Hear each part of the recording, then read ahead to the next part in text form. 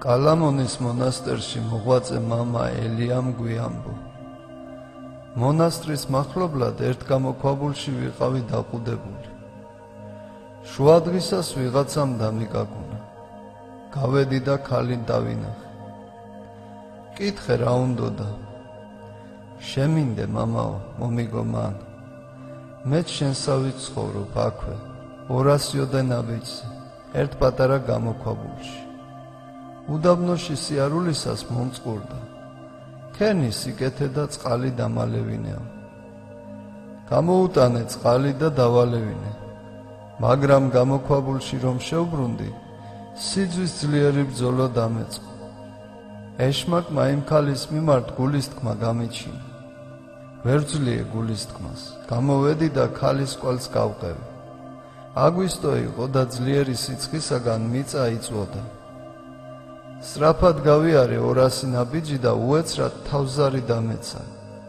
დავინახე შუაზე გაპობილი მიწა, რომელიც ჩემს თანთქმას ლამობდა. შიგ მიცვალებულთა გახრწნილი გვამები ეყარა. მატლი ესეოდა და ჩირქის დიოდა. ვიღაც მშვენიერი მოხუცი მათზე მიმითითებდა და მეუბნებოდა. ეს დედაკაცის გვამია, ეს მისი ბავშვის, ეს ლამაზი ქალისა, ეს კი მშვენიერი ჭაბუკის. მიდი როგორც გინდა ისი აისრულე წადილი. ჰოიშე საბრალო, ერთი გულისთქმის ასრულებისთვის ამდენი ღვაწლის წყალში ჩაყრას აპირებ. ამ საძაგელი ცოდვისთვის გინდა ცათა სასუფეველი დაკარგო. შეუბედურო რა სუსტი ხარ და რა უსუსური გონება გაქვს, რომ ერთი ბილწი გულისთქმის გამო სულის წარწმენდაზე ფიქრობ. სიმყრალისაგან დაბლა დავეცი. მოხუცი მომიახლოვდა, წამომაყენა და გულისთქმის ბრძოლა მომაშორა. გამოქვაბულში დავბრუნდი და ღმერთს მადლობა შევსწირე. ერთი ქალი ქალიშვილთან ერთად მოსკოვში, ბერ არისტოკლესთან მიემგზავრებოდა, რომელიც აქ ათონის მეტოქიონში მოღვაწეობდა. გზად ქალიშვილი გარდაიცვალა. ბერ არისტოკლეს შეებრალა ქალი და თავისი ლოცვით მკვდრეთით აღადგინა მისი გოგონა. ამგვარი იყო ბერის ლოცვის ძალა. ეს ამბავი მის სიკვდილამდე ცოტა ხნით ადრე მოხდა, 1918 წელს. ერთხელ მამა ისააკმა გვიამბო. 52 წლის წინ ვიჯექი ერთხელ ჩემს სენაკში და სამუმლე ბადეს ვწნიდი, მაგრამ რაღაც შემეშალა და არ გამოდიოდა. ძალიან შევწუხდი. მთელი დღე ამ სამუშაოს მოვანდომა. წვალობდი რომ სწორად დამეცნო, მაგრამ ვერ ვახერხებდი და აღარ ვიცოდი რა მექნა. ამ გასაჭირში რომ ვიყავი, უცებ ფანჯრიდან ჩემს სენაკში ვიღაც შავი ჭაბუკი შემოვიდა და მითხრა: სწორად ვერ აკეთებ, მომეცი, მე დაგიწნავ. მეუთხარი: თავი დამანებე, შენ ჩემს საქმეს არასდროს არ გაგაკეთებინებ მეთქი. მან გამიმეორა: რატომ უჭირვებ შენ თავს და საქმესაც აფუჭებო? მე ვუპასუხე: ნუწუხ ხარ მეთქი. მან კი მომიგო: მეცოდები ნამუშევარს რომ აფუჭებო. მაშინ მე უთხარი: ბოროტი განზრახვით ხარ მოსული?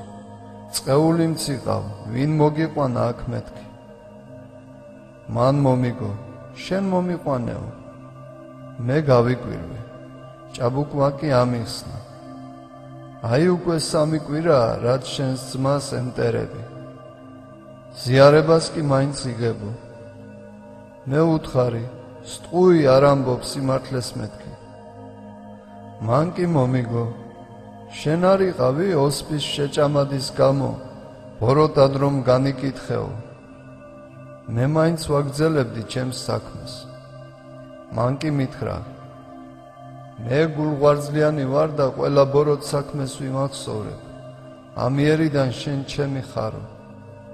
როგორც კი ეს გავიგონე, მაშინვე გავემართე ჩემი მოძმისაკენ, მუხლებში ჩაუვარდი და შეურიგდი.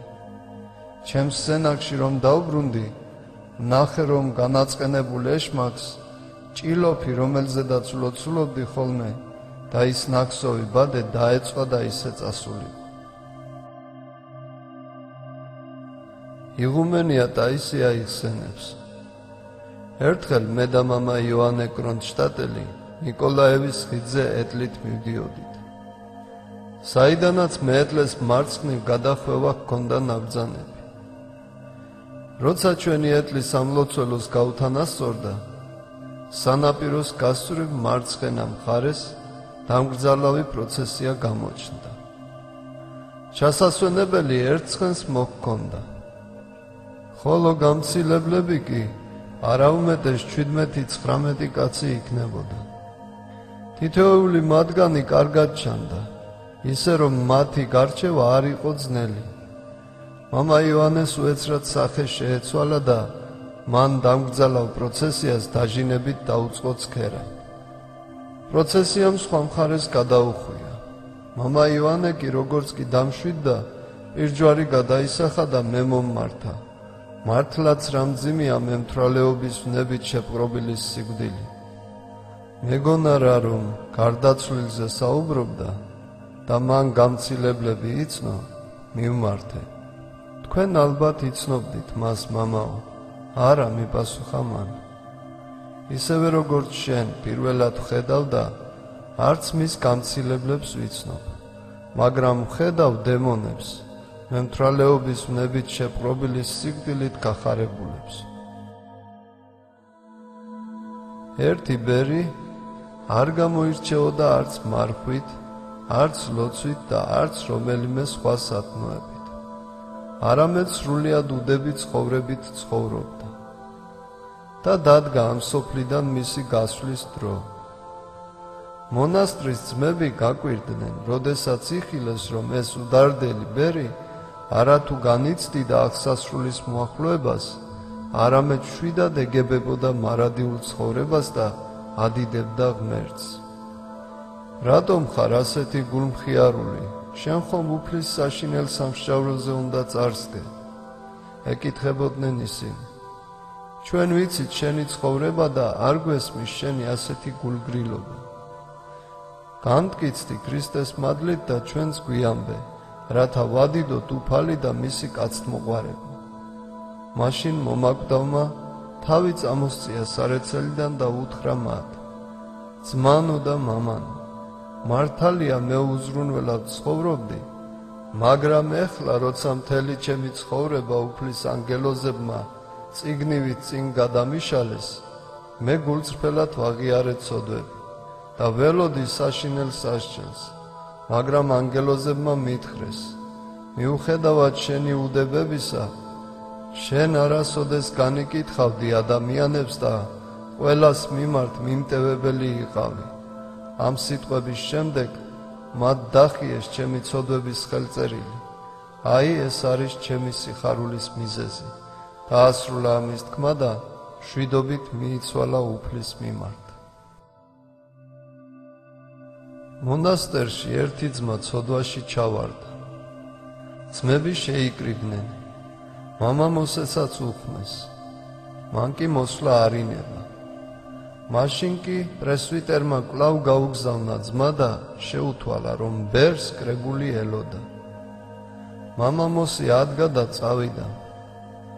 მასთან ქვიშით სავსე დახრეტილი კალათი მიჰქონდა. როდესაც ძმებმა მომავალი ბერი დაინახეს, კითხეს, რა არის ეს, მამაო? ეს ჩემი ცოდვები გროვდება ჩემს უკან.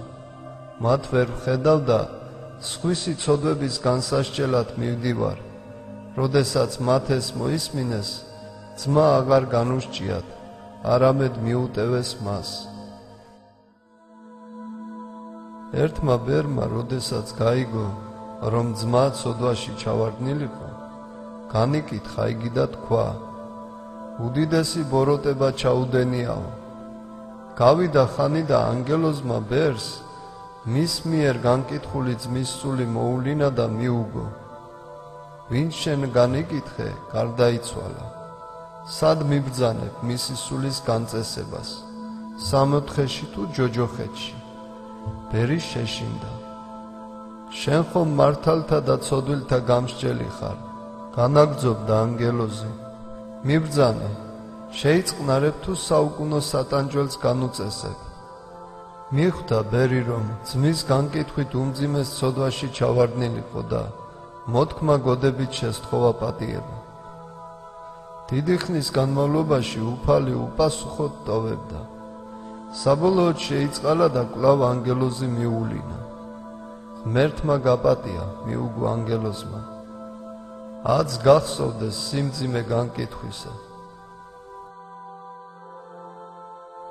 ერთი კონსტანტინეპოლელი მდიდარი კაცი, რომელიც ძალიან მოწყალე და ქველმოქმედი იყო, სადაც კი ჩაივლიდა ქალაქში თუ მის გარეთ, მუდამ გლახაკებით იყო ხოლმე გარშემორტყმული. იგი ვითომ იგერიებდა და იშორებდა მათ, სინამდვილეში კი ხელში მოწყალებას უდებდა. ასე იმიტომ იქცეოდა, რომ ადამიანთაგან დაეფარა თავისი ქველმოქმედება. როცა მარტო შეხვდებოდა გლახაკს, მაშინ კი ხელზე ამბორებოდა და ისი აძლევდა მოწყალებას. ერთხელ მისმა ახლო მეგობარმა ჰკითხა, როგორ გახდი ასეთი მოწყალეო? მან უამბო, პატარა რომ ვიყავი, 10 წლის, ერთხელ ეკლესიაში შევედი სალოცავად. იქ ვიღაც ბერი ქადაგებდა და მრევლს ასწავლიდა. გლახაკისათვის მიცემული მოწყალება ქრისტესთვის სესხებააო. არ დავიჯერე მისი. ვიფიქრე, როგორც მსმენია, ქრისტე ზეცაშია მამის მარჯვნივ და ქვეყნიდან სესხს როგორ აიღებს მეთქი. ამ ფიქრებით გავემართე შინისაკენ. გზაზე ერთი ჩამოძონძილი გლახაკი მოდიოდა. მის თავს ზემოთ კი ცხადად დავინახე, რომ ჩვენი უფალი იესო ქრისტე იდგა. უცებ გლახაკს ვიღაც მოწყალე ადამიანი შეხვდა და პური მისცა. როცა ღატაკმა მის გამოსართმევად ხელი გაშალა, მასთან ერთად მაცხოვარმაც გაუწოდა ხელი მოწყალების მიმცემს და პური გამოართვა. შემდეგ იქვე პირისპირ აკურთხა და დალოცა. ეს რომ ვიხილე ვირწმუნე, რომ ვინც გლახაკს აძლევს მოწყალებას, ქრისტეს აძლევს მას. ახლაც თვალწინ მიდგას ჩვენი უფლის იესო ქრისტეს სახე, რომელიც გლახაკებს თავთან უდგას. გარემოცული ვარ ღმერთის შიშით და შინაგანად ანთებული მისადმი სიყვარულით. მაქვს მოწყალების გაღების სურვილი და შეძლებისდაგვარად გავცემ ხოლმე მას, რადგანაც მოწყალება გლახაკისათვის მიცემა კი არ არის, არამედ ქრისტესთვის მიცემაა, რომლისაც არის დიდება უკუნითი უკუნისამდე. ამინ.